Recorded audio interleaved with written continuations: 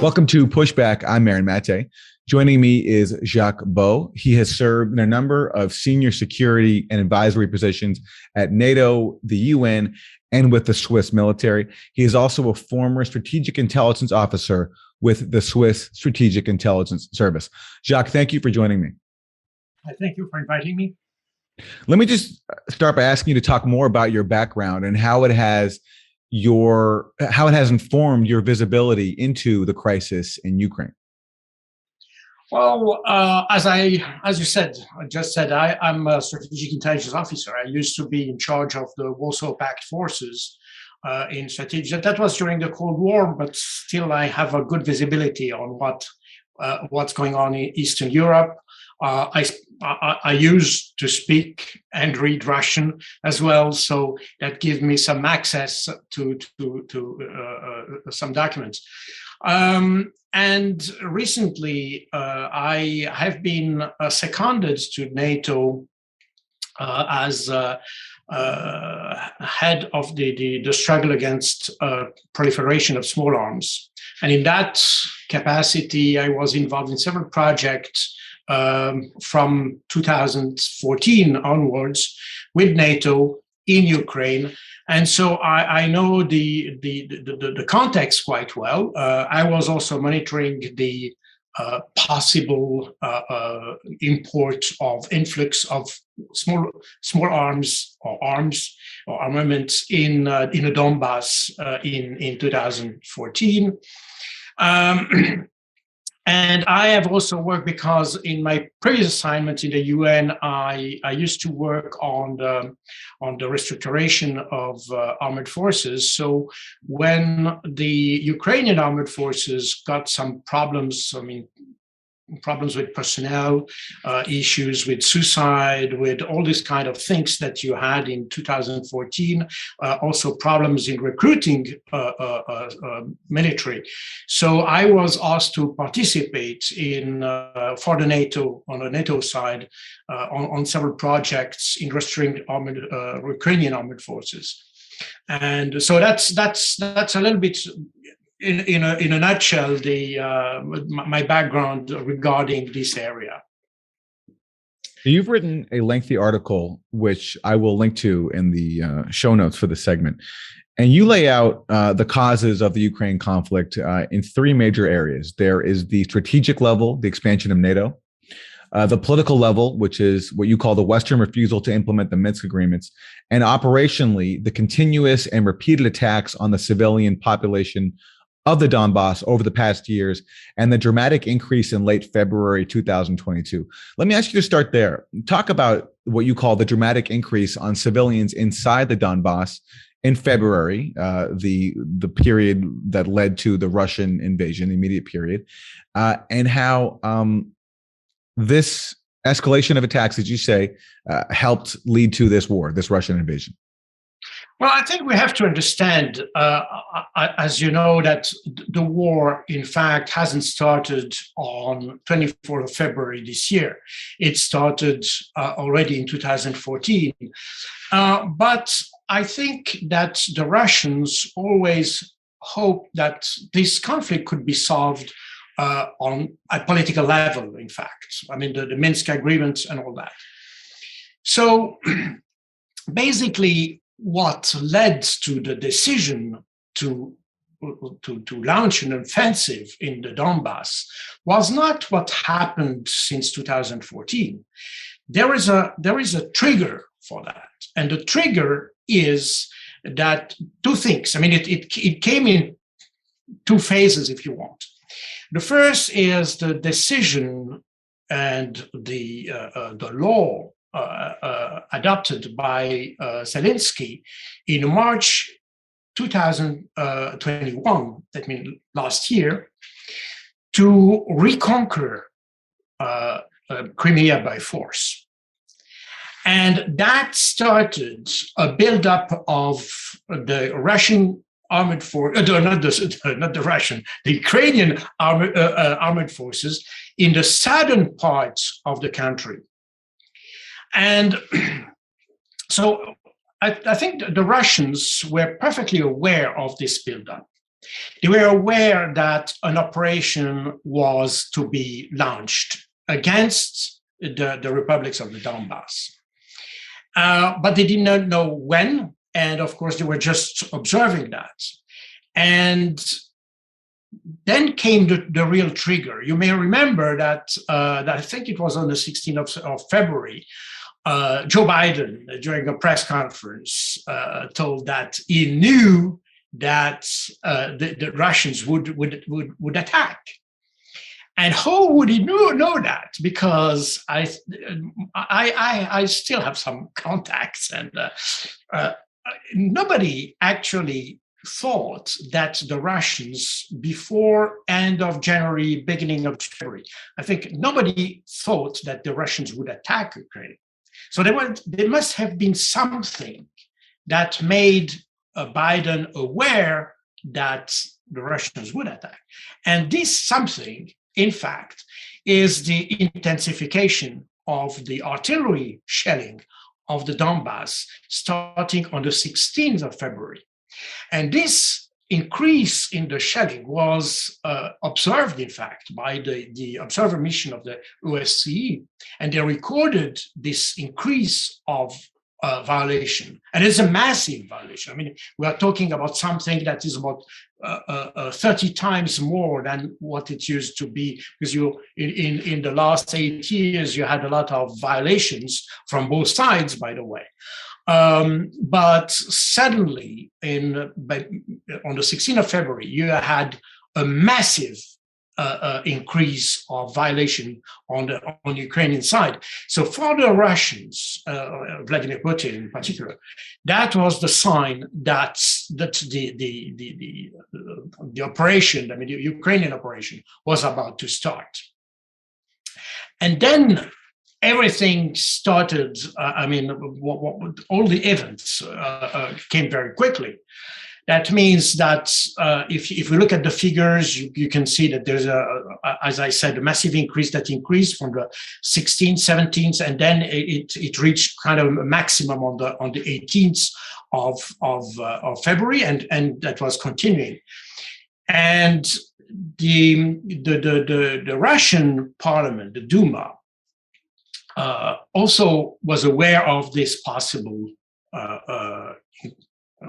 offensive, and they passed a resolution asking Vladimir Putin to recognize the independence of the two self-proclaimed republics in the Donbass. And that's what Putin decided to do on the 21st of February. And just after adopting the decree, the law recognizing the independence of the two republics, Vladimir Putin signed a friendship and assistance agreement with those two republics. Why did he do that? So that would allow the republics to ask for military help in case of attack. And that's why on the 24th of February, when Vladimir Putin decided to launch the offensive, he could invoke the Article 51 of the UN Charter that provides for assistance in case of attack. And as you noted, the OSCE documented a big increase in ceasefire violations, artillery firing on the rebel-held side. But do you think, based on what you observed of the positioning of Ukrainian troops, do you think that the threat of an imminent invasion or assault by the Ukrainian forces was real? Can you gauge that from how they were positioned on the other side of the front line? Yes, absolutely. I mean, we had reports, and those reports were available. I mean, in the last couple of months. I mean, since last year, we knew that the Ukrainians were building up their forces in the south of the country, not on the eastern border with Russia, but on the border with on the contact line with Donbass. And as a matter of fact, as we can see, we have seen that from the 24th of February, the Russians had almost no resistance in the start of the offensive, especially in the north. And so they could, what they have done since then, they could surround the Ukrainian forces in the southeast part of the country. That means between the two Republic of the Donbass and Ukraine mainland, if you want, and that's where the bulk of the Ukrainian forces are today, and they, according to that's exactly the Russian doctrine to fight operational doctrine. Their main offensive was on the south, clearly, because the objective stated by Vladimir Putin, we can probably come back on these into details later on, but this was demilitarization and denazification. Okay, both objectives, in fact, were to be done or to be reached in the south of the country, and that's where the main effort of the offensive was done. In the offensive or the effort against Kiev is a so-called secondary effort. And it had two functions, basically. First of all, to put some pressure on the political leadership in Kiev, because the name of the game is to bring the Ukrainians to the negotiations.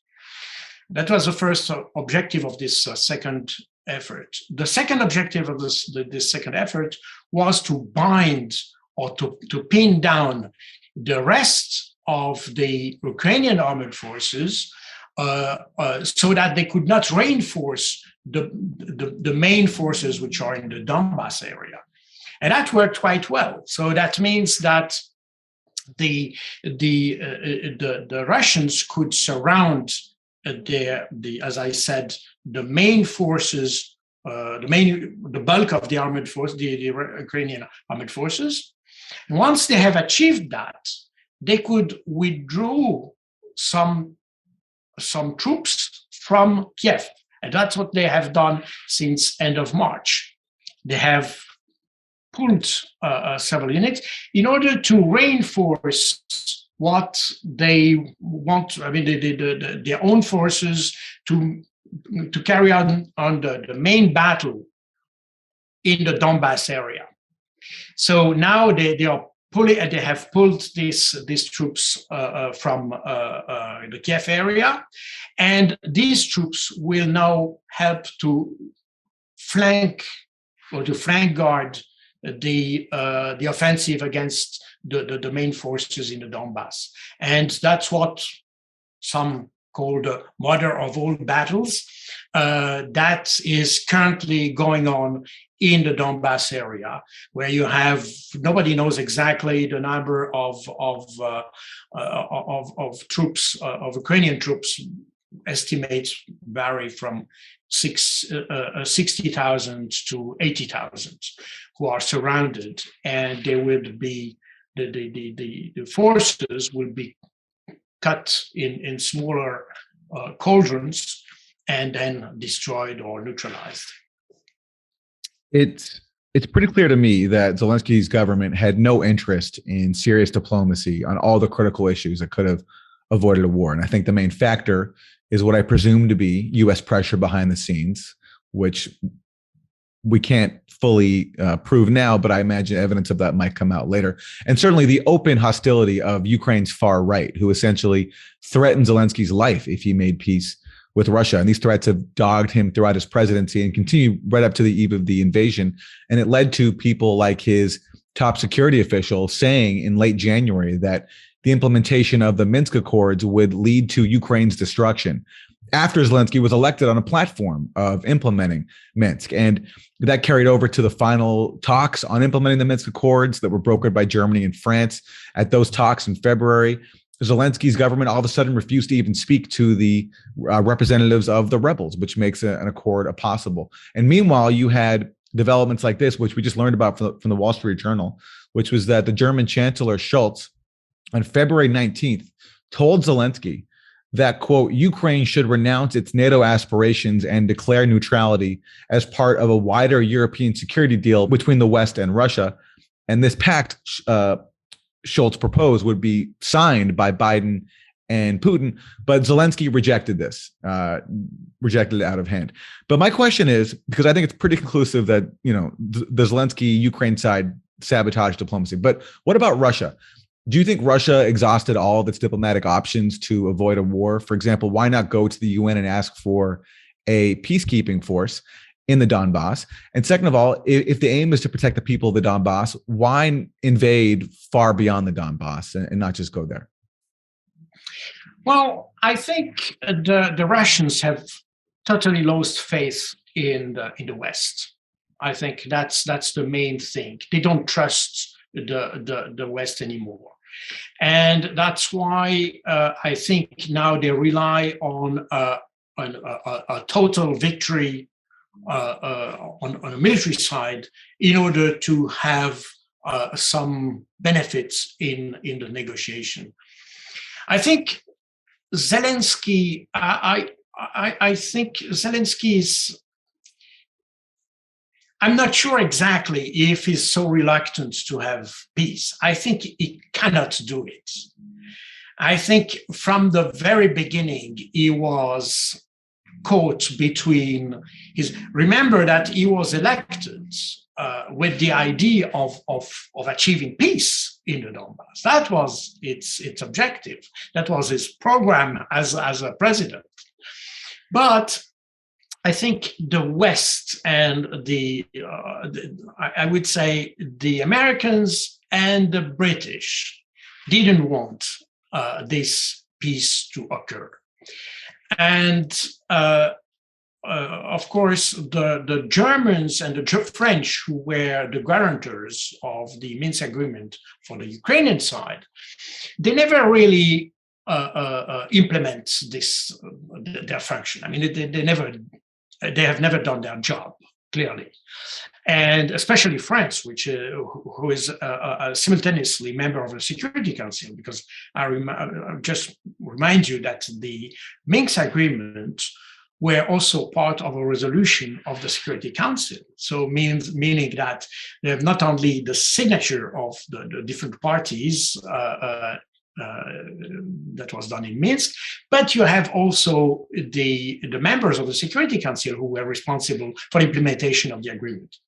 And nobody wanted to have this agreement made. So that means that I think there were a lot of pressure on Zelensky so that he wouldn't even talk to the representatives of the two breakaway republics. And after that, we have seen, by the way, that we have several indications that Zelensky was not completely, or is not completely, in control of what's going on in Ukraine. I think the extreme, let's say, nationalist, extreme right, I don't know exactly what is the right term because it's a mixture of everything. But these forces definitely prevented him so far to do anything. And we can see also that he's in back and forth regarding peace. He started, as soon as he started, you may remember that end of February, as soon as Zelensky indicated that he might be willing to start negotiations, this was the time where these negotiations were to take place in Belarus. Within hours after Zelensky decided that, the European Union came with a decision providing for $500 million arms to Ukraine, meaning that the Americans certainly, but I think the West as a whole made every possible effort to prevent a political solution to the conflict. And I think the Russians are aware of that.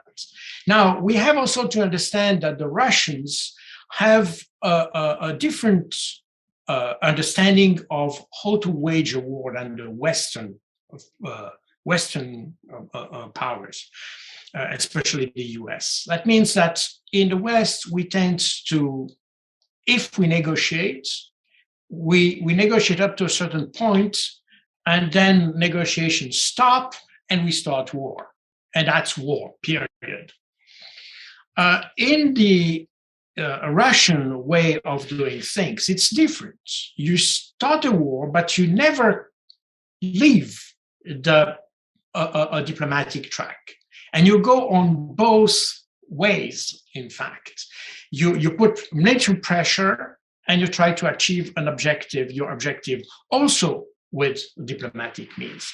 This is a very much a Clausewitzian approach to war, when Clausewitz, as you know, defined war as the continuation of politics with other means. That's exactly how the Russians see that. That's why during the whole offensive, and even at the very beginning of the offensive, they started, or they indicated they were willing to negotiate. So the Russians certainly want to negotiate, but they don't trust the Western countries, I mean the West at large, to facilitate that negotiation. And that's the reason why they didn't come to the Security Council. By the way, they know that probably because as you know, this physical war that we witness now is part of a broader war that was started years ago against Russia. And I think, in fact, Ukraine is just, I mean, nobody is interested in Ukraine, I think. The aim, the objective is to weaken Russia. And once it will be done with Russia, they will do the same with China. And you can already see, I mean, we have seen that now the Ukrainian crisis has overshadowed the rest, but you could have a very similar scenario happening with Taiwan, for instance. So, and the Chinese are aware of that. That's the reason why they don't want to give up their, let's say, relationship, let's say, with Russia. Now, the name of the game is weakening Russia, and you know that there have been several studies done by the RAND Corporation on extending Russia, overextending Russia, and so on. And where the whole scenario. Just to explain that, RAND. Just to explain that for people who aren't familiar with it, RAND is a Pentagon-type think tank, and they did a study in 2019 looking at all the different ways in which the U.S. could overextend and unbalance Russia. Exactly. And the top option was to send weapons to Ukraine to fuel a conflict there that could draw Russia in, which is exactly what's happened. Absolutely, and I think that there's this is a complete design for weakening Russia, and that's exactly what we see unfolding right now. We could have anticipated that, and I think Putin anticipated that, and I think he understood that if on end of February, I mean on the 24th of February, or let's say just before, because he had to make the decision before, but in the days before the deciding the offensive, he understood that he could not do nothing. He had to do something.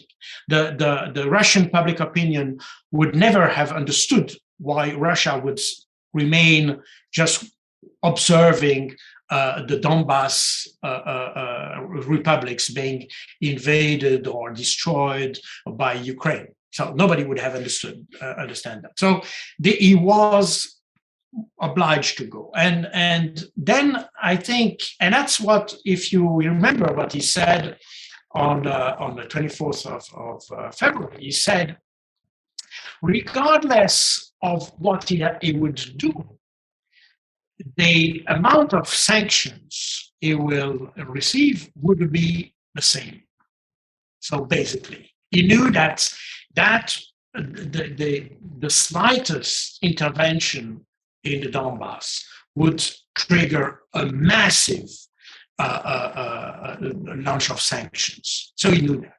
So then he decided, okay, then I have to go for the maximal option, because one option would have been just to reinforce Donbass republics and just defend the republic on the line of contact. But he decided to go for the larger option, which is to destroy those forces that threatened Donbass. And that's where you have those two objectives. Demilitarization, which is not the whole demilitarization of all Ukraine, but it was to suppress the military threat that was on the Donbass. That's the main objective of that. There's a lot of misunderstanding of what he said, and of course he was not very clear also. That's part of the Russian way of communicating and doing things. They want to keep options open, and that's the reason why they say the minimum things, and they just say what's necessary. And this is exactly what Putin meant on the 24th. That was suppressing the military threat against the Donbass. Denazification had nothing to do with killing Zelensky or destroying the leadership in Kiev. That was definitely not the idea. And as a matter of fact, as I said, the way they conceive war is to combine physical action and diplomatic action. So that means that in such a way of doing, you have to keep a leadership, and you have to keep the leadership in order to negotiate. And that's why there was no way you would kill or destroy the leadership in Kiev. So denazification was basically not about the 2.5% of extreme right in Kiev.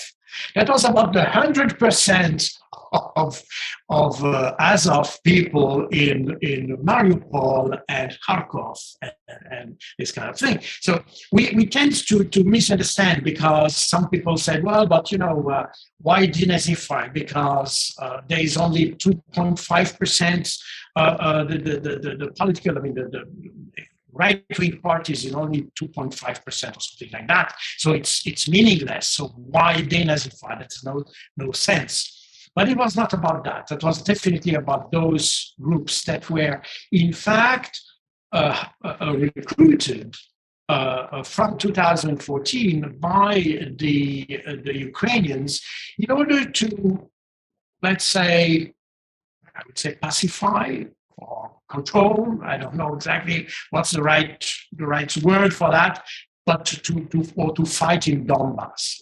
These people were extremists, fanatics, and these people were dangerous.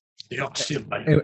And one of the points you make in your article is that, which I didn't know, is that part of the reason why Ukraine had this need for militias, far-right militias, and foreign mercenaries is because of a high rate of defection inside its own military ranks, people not wanting to serve and even defecting to the other side of the rebellion in the Donbass. Exactly. In fact, I noticed that, as I told you, I was in NATO and was monitoring the influx of weapons in Donbass. And what we noticed is that there was we couldn't identify import of weapons or export of weapons from the Russian side to the Donbass. But what we could see is that you had a lot of Ukrainian units who defected, in fact, and complete battalions. And in 2014, most of the heavy artillery that the Donbass Republic gained were from defectors. I mean, the whole units defected with ammunition and people and all that. The reason is that the Ukrainian army was based on a territorial, was manned and organized on a territorial way. That means you had a lot of Russian-speaking in the armed forces. Once they were sent to fight the Donbass, they didn't want to fight their own colleagues and Russian-speaking people. So they preferred to defect. And in addition to that, you had in 2014, in 2014, 2017, in that period, the leadership of the Ukrainian army was extremely poor. You had a lot of corruption. I'm not sure that the military was prepared for such a kind of war, in fact, because the war that was fought at that time by the rebels was very similar to what you can see in Middle East today or in the last years. That means very mobile units moving around with very rapidly, much faster than the heavy units that the Ukrainian army had. And as a result, if we see the pattern of the different battles that were fought in 2014, 2015, you could see that the Ukrainians were always, could never lead, they had never the initiative. The initiative was always with the rebels. And it was not guerrilla. It's important to say. It was kind of extreme mobile warfare. And in addition to that, you had, I think, the army was not really prepared to fight in general. So you had a lot of suicide, you had a lot of alcohol problems, you had a lot of accidents, you had a lot of murders within the Ukrainian army. And that led a lot of young Ukrainians to leave the country because they didn't want to join the army. And what I'm saying is, it was recorded and reported by official reports in the UK and in the UK and the US, I think. They made some very interesting reports on the low rate of recruitment of individuals because people didn't want simply to join the army. And that's the reason why NATO was involved, and I was involved in such a program, trying to reshuffle the image of the army and find solutions to improve recruitment condition of the army and things like that. But the solutions that were provided by NATO, they were in fact institutional solutions that would take time. And in order to compensate with lack of personnel and to have a personnel which was probably to have more aggressive military personnel, they started to use ultranationalists and mercenaries, as a matter of fact. And that, nobody knows exactly the number of these paramilitaries or extreme right militias. Reuters puts the figure at 100,000.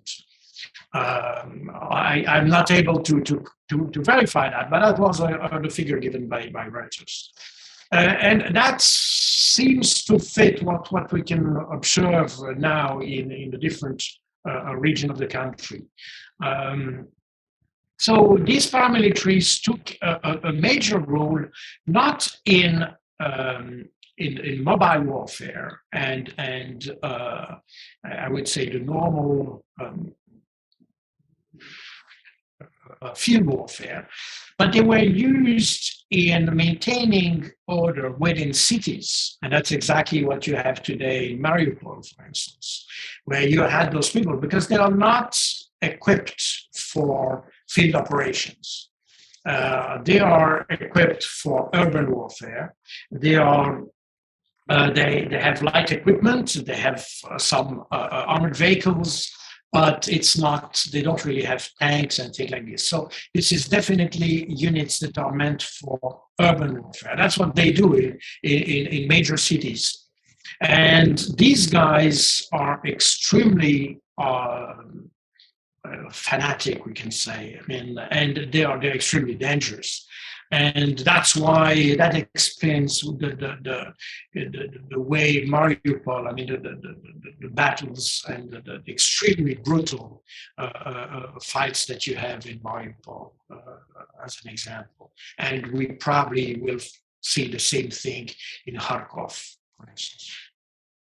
As we wrap, I want to ask you about some of the recent atrocities that we've seen reported. There were reports of mass civilian killings by Russia inside the town of Bucha, and also killings of Ukrainian forces. And then you had the attack on the train station in Kramatorsk.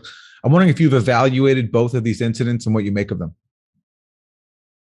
Well, there are two things in that. And the first is that the indication we have on both incidents, to me, indicates that the Russians were not responsible for that. But, in fact, we don't know. I think that's what we have to say. I mean, if we're honest, we don't know what happened. The indications we have, all the elements we have, tends to point at Ukrainian responsibility. But we don't know. What disturbs me in the whole thing is not so much that we don't know, or that they are, because in war, there's always such situations. There are always situations where you don't know exactly who is the real responsible. What disturbs me is that Western leaders started to make decisions without knowing what's going on and what happened. And that's something that disturbs me quite deeply. That before having any result of any kind of inquiry, of investigation, and I mean international, impartial investigation, without having that, we start already to take sanctions, to make decisions.